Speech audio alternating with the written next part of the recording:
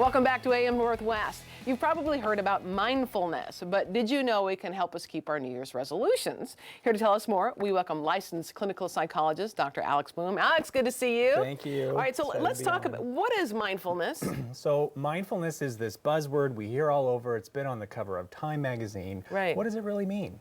You know, does it mean being more polite or more conscientious? Right. Like, what is it? So essentially what it is, it's learning how to better control your attention.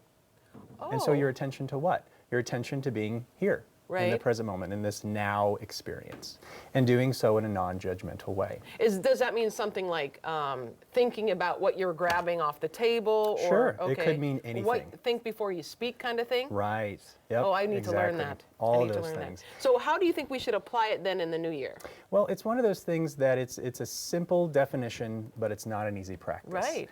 And so when you look at resolutions, only 8% of people actually keep them. That's true. And the top 3 are losing weight, right? Yep. Eating healthier, and wanting to be a better person.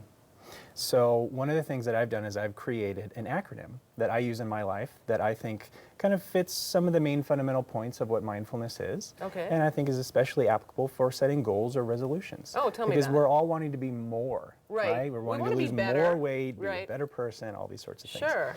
So M.O.R.E then is the acronym. So M stands for managing temptations. That we all have temptations all over the place, whether if it's social media notifications or let's say our resolution is we want to lose weight. Yes. So then we show up to work. And again, yeah. Right, okay, yeah, exactly. We show up to work and then there are those cookies in the break room. Oh my gosh, just this morning I gave in. Okay. And so usually what happens is we don't even realize we've already eaten 3 cookies, right? And then we stop and we're like, oh, what did I do that? I already broke my resolution. And so the practice here is about being able to elongate it, being able to say, okay, I've got this temptation, this urge that's rising within me. Right. And then being able to just acknowledge that starts to differentiate and elongate the amount of time before you actually participate in the activity. Pay attention to your urge. That's just acknowledge that, oh, I've got that urge for that cookie that's on the table. And this is interesting. One of the best ways to do this with this sense of willpower is through our breath. And that sounds almost too easy. Right. Right? But it's just being able to stop and say, let me do an inner check right now. Okay, I've got that urge, there are those cookies, feeling good. And the more practice we can do this over time, then the better we are in terms of being able to manage those temptations. Oh, okay, and the same thing goes when you talk about think before you speak. So someone says something to you you don't like, say, someone says something on Facebook you don't like. You take a breath and think before you type in something. Yeah, or you type it in, but get into this practice of before you hit the send button. Right. Okay, let me reread it again. Is this really what I want to send? All those sorts of things. Okay, good point. And then you say the O is for one thing in the moment. That's right, that's right. So distractibility is all over the place, isn't it? You know? And in our culture, we highly promote multitasking and productivity and all of these sorts of things that stray our attention.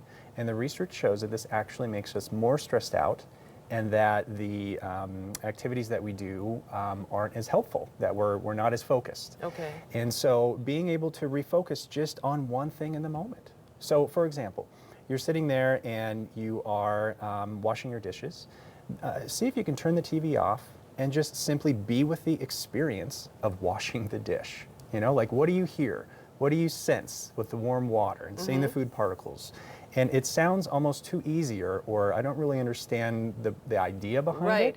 But what it's actually doing is this process is changing the hardware of our brain, that our brain is actually growing when we're able to just be with that experience. Really? We're also changing the software, which means that how we relate to being here in the present moment, whether that's our thoughts or other people or all of these sorts of things, that changes as well. It relates to, I'm relating to it like when you go to dinner, put away your cell phone. You know, take it off the table so that you focus on the conversation here. That's right. Right. And that's a practice. Yeah. Right? And then R is return to the moment.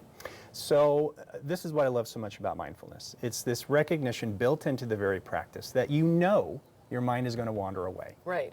Whether if it's the past and we're dwelling on things or the future and we're worrying about something. Sure. It's this recognition that you know it's going to wander, but you just simply lovingly and gently escort it back as soon as you recognize that. And so one way to kind of think about it is like there's a celebratory committee. Like, yay, you've kind of returned back to the moment again. Oh, you know? I see, yeah. And the more that you do that, the research is now showing that it's the very act of returning, not that your mind has wandered, but the returning, that is what actually makes it work so Because well. I think a lot of people would think I failed because my mind wandered. That's right. But That's come right. back, it's Just like a okay. resolution, right? That we say, oh, I didn't go to the gym today. Right. And so then we, this is why the gym rates kind of lower after February. Right. Oh, that's right, because people are quitting. Yeah. And then E is for ease.